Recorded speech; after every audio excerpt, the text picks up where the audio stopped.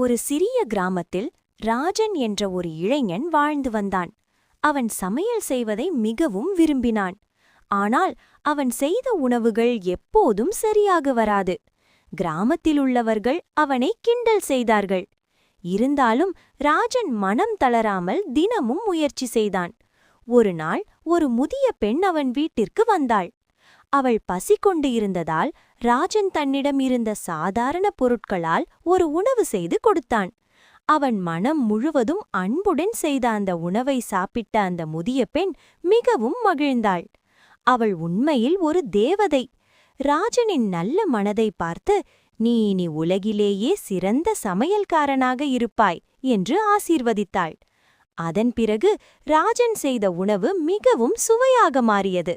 அவன் கிராமத்தில் மட்டுமல்லாமல் அருகிலுள்ள நகரங்களிலும் புகழ் பெற்றான். ஆனால் அவன் ஒருபோதும் தனது தாழ்மையை இறக்கவில்லை. அவன் எப்போதும் சமையலில் முக்கியமானது திறமையல்ல, அன்புதான் என்று கூறி அனைவருக்கும் உதவியான். இந்தக் கதை நமக்கு சொல்வது வெற்றி நிச்சயம் என்பதே.